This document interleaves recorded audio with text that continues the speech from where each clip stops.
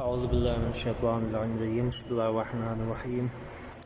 عظمت ماہ رمضان کے حوالے سے آج سمجھنے کی کوشش کریں گے کہ ماہ مبارک رمضان میں کون سے امور انجام دینے سے روزہ بے اجر و ثواب ہو جاتا ہے اور کن اعمال کو انجام دینے سے روزے کا ثواب کئی گنا زیادہ ہو جاتا ہے، اور ماہ رمضان میں کون کون سے اعمال ہیں کہ جن کو انجام دینے سے خود ان اعمال اور روزے کا ثواب کئی گنا زیادہ ہوتا ہے۔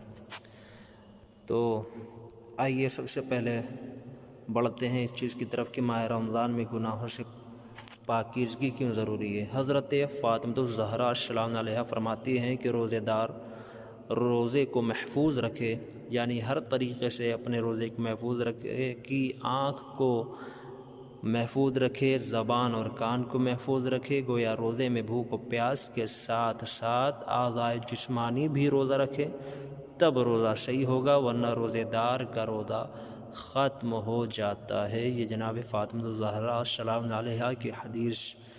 اس کے بعد حضرت رسول خدا صلی اللہ علیہ وآلہ وسلم ارشاد فرماتے ہیں کہ جو شخص بھی ماہ رمضان میں روزہ رکھتا ہے اور حرام کاموں سے بچا رہتا ہے، جھوٹ، غیبت، ہر برائی سے بچا رہتا ہے، تو اللہ تعالیٰ اس سے راضی ہو جاتا ہے، خوش ہوتا ہے اور اس پر جنت کو واجب کر دیتا ہے۔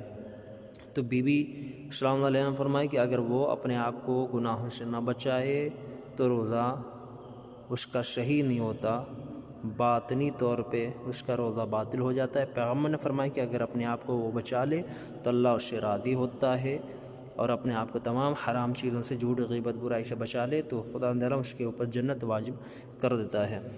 حضرت رسول خدا صلی اللہ علیہ وآلہ وسلم فرماتے ہیں کہ جو شخص بھی ماہ رمضان میں غصہ نہیں کرے گا تو قیامت کے روز خداوند عالم بھی اپنے عذاب سے اسے بچائے رکھے گا۔ سبحان اللہ۔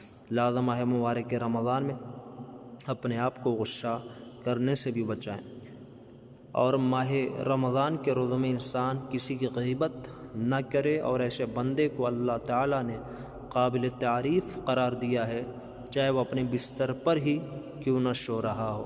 یعنی کہ اگر اپنے بستر پہ سو رہا ہے تو وہ بندہ لاکھ گنا اچھا ہے اس بندے سے کہ جو بیٹھ کر کہیں کسی کی غیبت کر رہا ہے، یہ احادیث کی روشنی میں۔ اس کے بعد آپ کے سامنے عرض کیا جائے، حضرت ادریس علیہ السلام سے روایت کی گئی ہے کہ آپ نے فرمایا، روزہ جب بھی رکھو تو اپنی جان کو ہر نجس چیز سے دور رکھو، نجاست بدن اور نجاست قلبی کو دور کر لو، اور اگر خالص نیت اور خالص قلب سے اللہ تعالیٰ کی خوشنودی کے لیے روزہ رکھو، حتیٰ کہ گناہ کرنے کا سوچنا بھی نہیں، کیونکہ جب تک خالص نیت سے عبادت نہیں کی جائے گی عبادت قبول نہ ہوگی۔ دلوں کو ہر نجاست سے پاک کرنا ضروری ہے۔ اب آئیے سمجھتے ہیں کہ کون افراد ماہ مبارک رمضان کی برکتوں سے محروم ہیں۔ حضرت رسول خدا صلی اللہ علیہ وآلہ وسلم ممبر کے اوپر تشریف لے گئے اور فرمایا، آمین۔ اس کے بعد فرمایا، اے لوگوں، میرے پاس جبرائیل امین آئے تھے اور کہا کہ محمد، جس شخص نے بھی ماہ رمضان کو پا لیا اور اچھے کام کر کے گناہوں سے پاک نہ ہوا اور مر گیا، اللہ تعالیٰ اسے اپنی رحمت سے دور کر دیتا ہے۔ تو گویا وہ افراد ماہ مبارک رمضان کی عظمت سے محروم ہیں کہ اگر ماہ مبارک رمضان آئے اور وہ اچھے کام کر کے اپنے آپ کو گناہوں سے پاک نہ کریں۔ اور پیغمبر کریم صلی اللہ علیہ وسلم نے دوسری حدیث میں ارشاد فرمایا، ان الشقی من حرم غفران اللہ فی ھذا الشہر العظیم، بدبخت اور بدنصیب وہ ہے کہ جو اس ماہ مبارک رمضان میں مغفرت خداوندی سے محروم رہ جائے۔ امام جعفر الصادق علیہ السلام فرماتے ہیں کہ جو شخص ماہ رمضان میں نہیں بخشا گیا تو اگلے سال کے آنے والے ماہ رمضان تک اس کی بخشش نہیں ہو سکتی، مگر یہ کہ وہ عرفے کے میدان میں پیش ہو جائے۔ تو یہ آپ کے سامنے بتایا گیا کہ ماہ مبارک رمضان کی برکتوں سے کون محروم ہے۔ اگر ہم روزہ نہ رکھیں، اپنے آپ کو عبادتوں میں مصروف نہ رکھیں، تو گویا ہم اپنے آپ کو تمام خداوند عالم کے دیے گئے ثواب و اجر سے محروم کر رہے ہیں، اور جو ماہ مبارک رمضان تک نہیں بخشا گیا تو اس کے لیے امام کی حدیث چھٹے امام نے فرمایا کہ وہ آئندہ ماہ مبارک رمضان تک نہیں بخشا جا سکتا۔ تو ہمیں کیا معلوم ہماری عمر کتنی ہے، ہماری زندگی کتنی ہے، لہٰذا اب بھی جو بچے ہوئے ماہ مبارک رمضان کے ایام ہیں ہم کوشش کریں کہ اس میں روزہ رکھتے ہوئے دیگر عبادات کرتے رہیں، استغفار کرتے رہیں، تاکہ ہماری دعا مقبول ہو، ہماری مغفرت ہو جائے۔ اور آخر میں آپ کے سامنے عرض کیا جائے کہ ماہ مبارک رمضان میں نیک اعمال کرنے کے ثواب کیا ہیں۔ حضرت امام علی علیہ السلام فرماتے ہیں کہ جو شخص بھی ماہ مبارک رمضان میں صدقہ دیتا ہے تو اللہ تعالیٰ اسے 70 قسم کی بلاؤں سے محفوظ رکھتا ہے۔ عام دنوں میں بھی صدقہ جو دیا جاتا ہے اس صدقے کے ذریعے سے بہت ساری بیماریوں کو دور کیا جاتا ہے، لیکن اس ماہ مبارک کے رمضان میں اگر کوئی صدقہ دیتا ہے تو اللہ تعالیٰ اسے 70 قسم کی بلاؤں سے محفوظ رکھتا ہے۔ حضرت نبی کریم صلی اللہ علیہ وآلہ وسلم فرماتے ہیں کہ ماہ رمضان میں جس شخص میں 6 باتیں پائی جائیں گی اللہ تعالیٰ اس کے گناہوں کو بخش دے گا۔ پیغمبر نے فرمایا 6 باتیں جس کے اندر ہی پائی جائے خداوند عالم اس کے گناہوں کو بخش دے گا۔ سب سے پہلی بات، اپنے دین کو محفوظ رکھے، یعنی کہ اگر کوئی بندہ اپنے دین کو محفوظ رکھے تو خداوند عالم اس کے گناہوں کو بخش دے گا۔ اس کے بعد پیغمبر نے فرمایا اپنا نفس حرام سے بچائے رکھے۔ وہ اگر روزے دار انسان اپنے آپ کو حرام چیزوں سے بچائے، حرام کاموں سے بچائے تو خداوند عالم اس کے گناہ کو معاف کر دے گا۔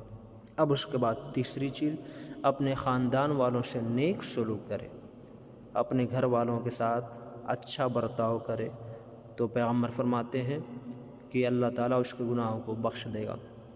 نمبر 4، لوگوں سے نرمی سے پیش آئے۔ نمبر 5، اپنی زبان کو بری بات کہنے سے باز رکھیں۔ نمبر 6، خاموشی اختیار کرے۔ لیکن یہ حقیقت ہے کہ روزے کی جزا اور ثواب اتنا بڑا ہے کہ سوائے خدا کے اور کوئی نہیں جانتا۔ تو اس حدیث میں یہ بتایا گیا کہ ماہ مبارک رمضان میں جس شخص میں یہ باتیں پائی جائیں گی کہ اپنے دین کو محفوظ رکھے، اپنا نفس حرام سے بچائے رکھے، اپنے خاندان والوں سے نیک سلوک کرے، لوگوں سے نرمی سے پیش آئے، اپنی زبان کو بری بات کہنے سے باز رکھے، خاموشی اختیار کرے، تو جو شخص یہ کام ماہ مبارک رمضان میں انجام دے گا اللہ تعالیٰ اس کے گناہوں کو بخش دے گا۔ اب آئیے ماہ مبارک رمضان میں صدقہ کی اہمیت کے لیے خود پیغمبر کریم صلی اللہ علیہ وسلم نے فرمایا تصدقوا علی فقرائکم و مساکینکم، کہ ماہ مبارک رمضان میں مستحقین اور غریبوں کو صدقہ دو۔ روزے میں مسواک کا حکم، ہاں اس سے پہلے مسئلہ ہی پیش کر دوں کہ ماہ مبارک رمضان میں کیا برش کیا جا سکتا ہے یا نہیں، تو جواب ہے کہ ہاں ماہ مبارک رمضان میں برش کر سکتے ہیں، کوئی حرج نہیں ہے، لیکن خیال رکھیں کہ برش کرتے ہوئے ذائقہ حلق میں نہ جانے پائے، اپنے آپ کو بچا یہ رکھیں، اس طریقے سے احتیاط کے ساتھ کریں۔ تو روزے میں مسواک کا حکم کیا ہے؟ کہ حضرت امام جعفر صادق علیہ السلام سے جب پوچھا گیا کہ روزے کی حالت میں مسواک کرنا کیسا ہے تو آپ نے فرمایا کہ مسواک ہر وقت کی جا سکتی ہے۔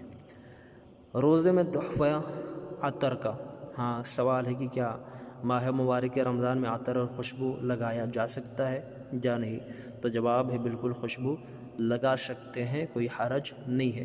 حضرت امام حسین علیہ السلام جب بھی روزہ رکھتے تھے تو اپنے جسم پر بہترین عطر لگایا کرتے تھے اور فرماتے تھے کہ روزے دار کو عطر کا تحفہ بہترین تحفہ ہے۔ روزے دار کا مرتبہ، حضرت پیغمبر اکرم صلی اللہ علیہ وسلم نے فرمایا کہ اگر انسان اچھے اخلاق کا مظاہرہ کرے تو روزے دار کی طرح اسے ثواب عطا کیا جائے گا۔ تو پیغمبر نے فرمایا کہ اگر انسان اچھے اخلاق کا مظاہرہ کرے تو روزے دار کی طرح سے اسے ثواب عطا کیا جائے گا، یعنی کہ اگر کوئی انسان ماہ مبارک رمضان کے علاوہ دیگر ایام میں اپنا اخلاق بہترین رکھتا ہے، اچھا اخلاق رکھتا ہے، تو اسے ویسا ہی ثواب دیا جائے گا کہ جیسا کہ ایک روزے دار کو روزہ رکھنے کا ثواب دیا جاتا ہے۔ اللہ اکبر! آپ ذرا سا سوچیں کہ اگر عام دنوں میں کوئی انسان صرف اچھا اخلاق پیش کرتا ہے تو اس کو ویسا ثواب دیا جائے گا کہ جیسا کہ ایک انسان روزہ رکھے ہوئے ہے۔